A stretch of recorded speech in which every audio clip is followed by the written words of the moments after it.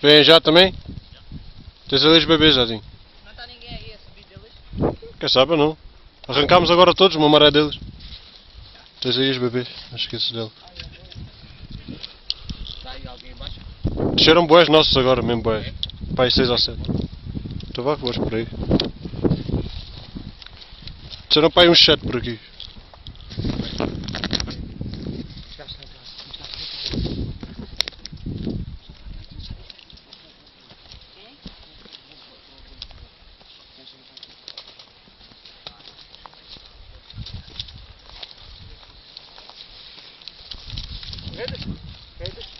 Correm tu. Não dá, caralho. Não, primo de segurança. Foda-se. Foda-se, caralho. Sou eu, oi. Atenção.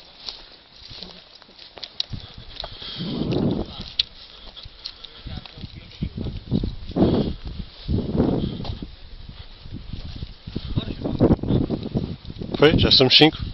Entramos já somos 5. Espera aí, pá, deixa lá aquele gajo morrer. Qual? Aquele já morreu. Não, como está ali outro atrás. Ah, espera aí. Deixa lá ver no que é que isto dá, senão. Pois, também. Fazemos respawn, caímos daqui os 5 em cima. É.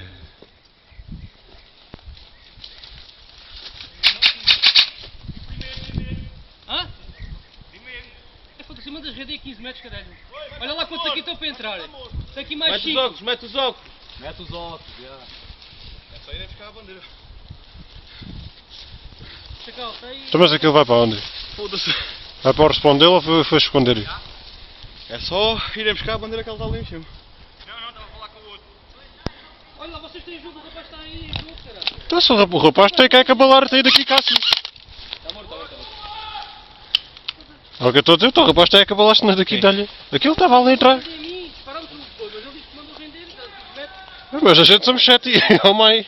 Sim, a bandeira já está aqui na base, já está junto com a outra. O rapaz precisa ajudar, pá. Ele estava a disparar para ele, não. Manda render a 15 metros. Rente, e aqui boas a olharem para ele. Vi primeiro.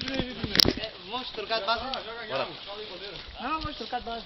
Então bora trocar de base. O jogo acabou, vamos trocar de base. Temos que as defender.